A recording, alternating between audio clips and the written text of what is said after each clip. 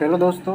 तो आज हम बात करने वाले हैं एनीमिया इन प्रेगनेंसी, यानी कि गर्भावस्था में खून की कमी हो जाती है।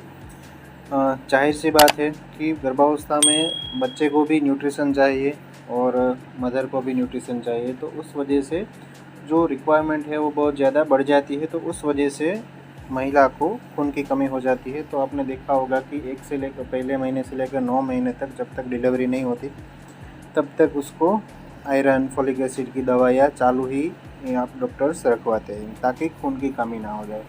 लेकिन फिर भी कभी किसी महिला को खून की कमी हो जाती है, एनीमिया हो जाता है, तो क्या किया जाए और क्यों खून की कमी होती है, उसमें क्या साइन एंड सिम्टम्स देखने को मिलते हैं, ये सारी बातें इस वीडियो में हम डिस्कस करेंगे। तो वीडियो को दोस्तों लास्ट तक देखना, और आपने अभी तक हमारे इस चैनल को सब्सक्राइब नहीं किया तो प्लीज़ जल्दी से जाके सब्सक्राइब कर देना।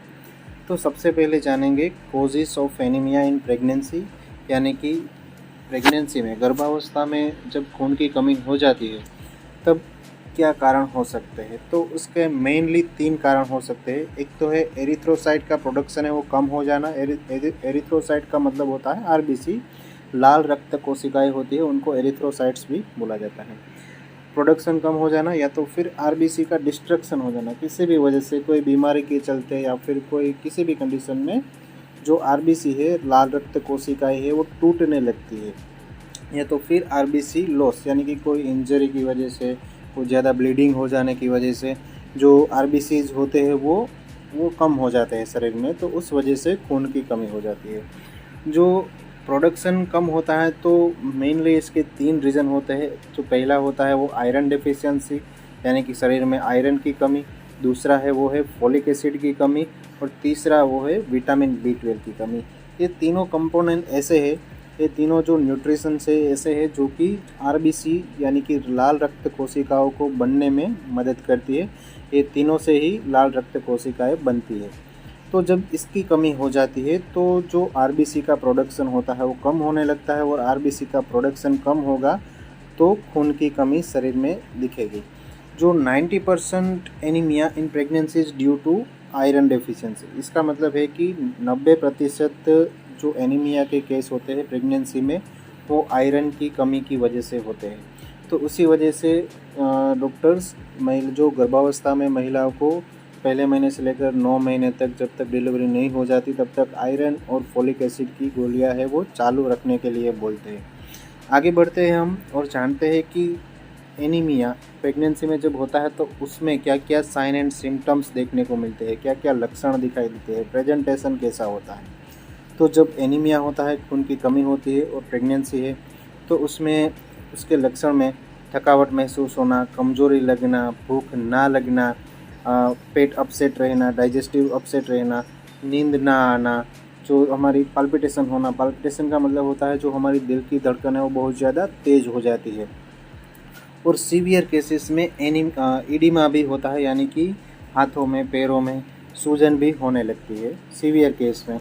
और साइंस क्या देखने को मिलते हैं तब, तो उसका जो पूरा शरीर है वो पेल हो जाता है, यानी कि फिक्का पड़ जाता है, जो सफ़ेद हो जाता है पूरा शरीर। इसके अलावा जो उसके नेल्स है वो भी पेल हो जाते हैं, सफ़ेद होने लगते हैं। कोलोनचियास होता है। कोलोनचियास का मतलब क्या होता है कि जो उनके नाखून होते हैं वो स्पून शेप के हो जाते हैं, चम्मच जैसे हो जाते हैं, और उनकी जो टंग है वो भी पेल हो जाती है, सफ़ेद हो जाते हैं। इसके अलावा उसकी जो आँखों का जो हम नीचे की आईलिड स्क्लेरा देखेंगे तो वो भी पेल हो जाती है।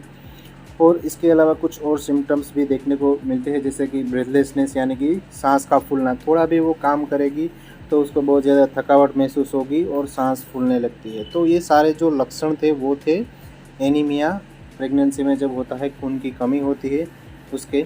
अब हम बात करते हैं कि एनीमिया अगर है किसी प्रेग्नेंट महिला को तो उसको क्या ट्रीटमेंट दी जाती है। वैसे तो आयरन और फोलिक एसिड की दवाइयाँ पूरे 9 महीने उसको चलती है, लेकिन फिर भी हम बात कर लेते हैं कि क्या क्या दवाइयाँ दी जाती है। तो जनरली हमने जाना कि या तो शरीर में आयरन की कमी है, या तो फॉलिक एसिड की कमी है, या तो फिर विटामिन B12 की कमी होती है, तब खून की कमी हो जाती है। तो इसमें डॉक्टर्स अगर आयरन की कमी है तो आयरन की टेबलेट चालू करेंगे, फॉलिक एसिड की कमी है तो फॉलिक एसिड की दवाई चालू करेंगे, और विटामिन B12 की कमी है तो विटामिन B12 के लिए दवाई टेबलेट देंगे आपको। तो उसमें जनरली लिवोजेन टेबलेट आता है, टेबलेट लिवोजेन, और जिसमें कंटेंट रहता है ferrous fumarate and folic acid. Ferrous fumarate का मतलब आयरन ही होता है, वो एक आयरन का ही फॉर्म है। तो ये जनरली ओडी में चलाया जाता है और वो 9 महीने तक ये चालू रखते हैं। और अगर प्रेग्नेंट नहीं है तो आपका जो HB का लेवल कितना है, आयरन का लेवल कितना है, उसके अकॉर्डिंग ये चालू रखते हैं। इसके अलावा न्यूरोकाइंड ओडी यानी कि ये विटामिन B12 की टेबलेट है, ये भी ओडी में ही दी जाती है। दिन में एक बार खाना खाने के बाद एक ही टेबलेट लेने के लिए बोली जाती है, जब तक आपका जो खून की कमी है वो पूरी ना हो जाए तब तक। यहाँ पर मेकोबेलामाइन लिखा है। मेकोबेलामाइन ये विटामिन B12 का ही नाम है, एक और इसका नाम है मिथाइलोकोबेलामाइन। और कभी कभी डॉक्टर्स इंजेक्टेबल फॉर्म में भी आयरन देते हैं, जो जिसमें आयरन सुक्रोज का इंजेक्शन आता है, जो कि फेरोफ XT के नाम से मार्केट में मिल जाएगा। और भी ब्रांड्स हैं जिसमें पीछे XT लिखा हो और आयरन सुक्रोज उसमें कंटेंट रहता है, वो आयरन को बढ़ाने वाले इंजेक्शन्स होते हैं। ये भी आपकी सीवियरिटी के अकॉर्डिंग डॉक्टर्स प्रिस्क्राइब करते हैं। 100 ml NS में डालकर ये इंजेक्शन IV यानी कि इंट्रावेनसली दिया जाता है। तो दोस्तों इस तरह से एनीमिया की ट्रीटमेंट होती है। और आपको डाइट में भी आपको हरी पत्तेदार सब्जियां वगैरह लेने के लिए बोला जाएगा, दूध ज़्यादा लेने के बोला जाएगा। जिस भी चीज़ में आयरन, फॉलिक एसिड और विटामिन B12 ज़्यादा रहेंगे वो सारी चीज़ें आपको लेने के लिए डॉक्टर्स बोलते हैं। तो दोस्तों आशा करता हूँ वीडियो अच्छी लगी होगी। अगर वीडियो में कुछ भी इन्फॉर्मेटिव जानने को आपको मिला है, कुछ भी मैंने वैल्यू प्रोवाइड की है, तो प्लीज़ वीडियो को लाइक करें। आपको कोई क्वेश्चन है, कोई टॉपिक के ऊपर वीडियोस जाए तो नीचे कमेंट बॉक्स में कमेंट कर सकते हैं। और हमारे इस चैनल पर नई है तो सब्सक्राइब करना। तो दोस्तों मिलते हैं अगले वीडियो में।